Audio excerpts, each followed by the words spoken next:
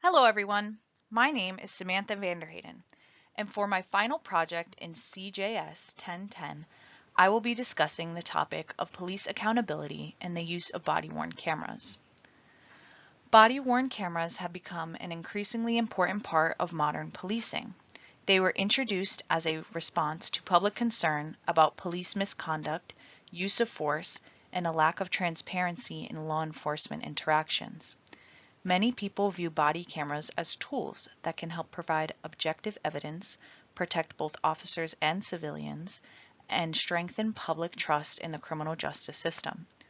However, despite their intended purpose, body-worn cameras are not without controversy. Questions remain about when cameras should be activated, when they can be turned off, who has access to the footage, and how that footage is used during investigations. These questions become especially important in cases involving officer-involved shootings, where accountability and public perception are at their highest. For this presentation, I selected a recent news article from WTTW News that discusses a federal judge's ruling allowing Chicago police officers to turn off their body-worn cameras while being questioned by supervisors after officer-involved shootings. This ruling raises significant criminal justice issues related to accountability, transparency, officer rights, and public trust. Throughout this presentation, I will provide background on body-worn cameras, explain the details of the article, discuss why the issue is controversial, explain different perspectives, and explain how this ruling may impact public perception and future policing policies. Body-worn cameras were implemented as part of a broader police accountability efforts. In Connecticut, legislation passed in 2020 helped formalize body camera usage statewide, with implementation beginning in 2022. These cameras were created to document police interactions, increase transparency, and strengthen public trust. In criminal justice, body-worn cameras are often discussed as tools that support police legitimacy by providing objective evidence of encounters. It is also important to understand that body cameras did not show up out of the blue. Their adoption followed years of public concern over police use of force and high-profile incidents that raised questions about accountability. Because of this, many departments across the country adopted body cameras in response to public pressure, legal reform, and demands of greater transparency. However, policies about how and when cameras must be used are not the same everywhere. This lack of consistency helps explain why body-worn cameras continue to be controversial and why legal rulings like this one discussed in the article play such an important role in shaping how these cameras are actually used in practice. There are both benefits and drawbacks to body-worn cameras. On the positive side, cameras promote accountability, transparency, and documentation, and they can serve as evidence in investigations and court proceedings. On the other hand, body-worn cameras raise concerns about cost, privacy, and officer hesitancy. Some officers may feel reluctant to act naturally if they are consistently being recorded. These competing pros and cons help explain why body camera policies remain controversial.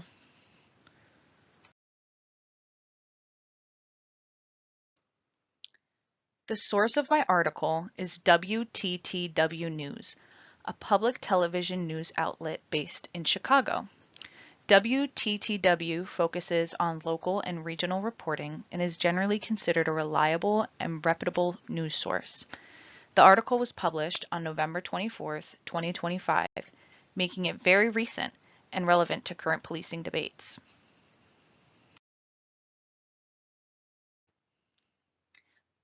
The article that I chose is titled CPD: Officers Can Turn Off Cameras While Being Questioned About Shootings, Federal Judge Rules. It reports on a federal judge's decision allowing Chicago police officers to turn off their body-worn cameras while being questioned by supervisors following officer-involved shootings. This ruling sparked discussion about accountability, transparency, and internal police investigations.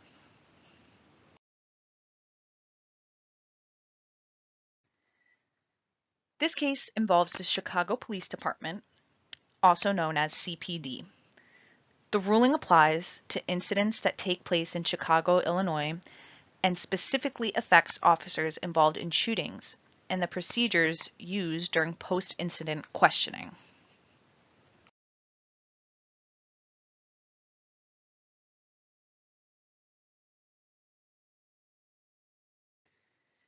The main issue at hand is whether police officers should be allowed to deactivate their body-worn cameras when being questioned by supervisors after officer-involved shootings. Supporters argue this protects officers' legal rights during questioning.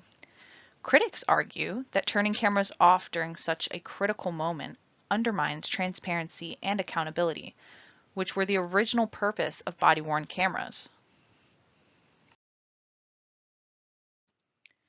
This issue affects multiple groups. Police officers and supervisors are directly impacted because it shapes how internal investigations are conducted. Victims and their families are affected because body camera footage can influence investigations and their outcomes. Community members, policymakers, and most importantly, the general public are also impacted, as these policies influence trust in law enforcement. Yes, this issue is highly controversial. Body-worn cameras were introduced to increase transparency and accountability in policing. Allowing officers to turn cameras off may limit accountability and raise concerns about misconduct being hidden. However, supporters argue officers deserve legal protections and should not be forced to record statements that could be self-incriminating. The article appears largely neutral in its reporting. WTTW News presents the facts of the legal ruling and includes concerns raised by accountability advocates without pushing a strong political agenda. While the article emphasizes public trust and transparency, it does not appear to show clear ideological bias. Different groups view this issue in different ways. From a law enforcement perspective, officers may see this ruling as protecting their rights and allowing more accurate testimony. From a legal perspective, courts focus on due process and labor protections. Civil rights advocates and policy reformers often see the ruling as a setback for police accountability and transparency.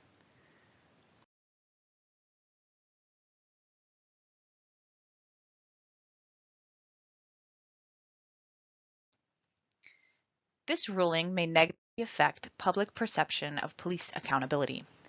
It can reinforce skepticism, especially in communities that already distrust law enforcement. Limiting body camera use during critical moments may challenge the perceived purpose of these cameras and increase public scrutiny of police practices.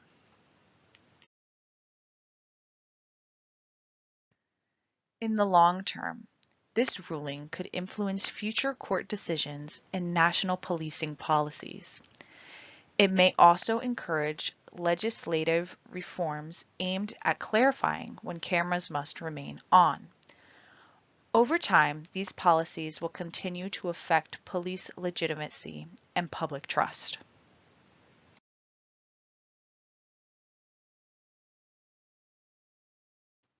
In the short term, this ruling has increased public debate and media attention.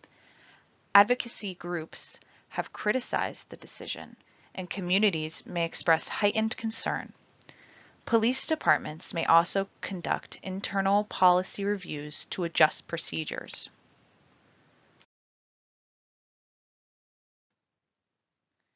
In conclusion, this case clearly shows how complex police accountability can be, especially when it comes to the use of body-worn cameras. While these cameras were originally introduced to increase transparency, provide evidence, and improve public trust, this ruling demonstrates that their effectiveness can be limited by legal and policy decisions. The federal judge's decisions allows officers to deactivate their cameras during post-shooting questioning, highlights the ongoing tension between protecting officers' legal rights and ensuring accountability to the public. From a criminal justice perspective, this raises important questions about oversight, discretion, and legitimacy within law enforcement agencies. Public perception plays a major role in this issue. When the public believes that cameras are being turned off during critical moments, it can increase skepticism and reduce trust in the justice system. At the same time, supporters of the ruling argue that officers deserve due process and fair treatment, especially in high-stress situations. Overall, this issue shows that body-worn cameras alone are not a complete solution to police accountability. How they are used, when they are allowed to be turned off, and who controls the footage all matter. Moving forward, continued legal review, policy reform, and public discussion will be necessary to find a balance between transparency, accountability, and officer rights. This case serves as an important example of how court decisions shape policing practices and influence the relationship between law enforcement and the communities they serve.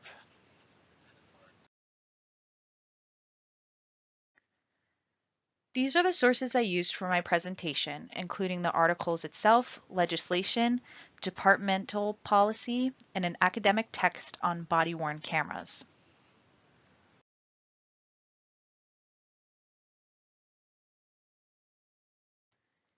Thank you so much for listening.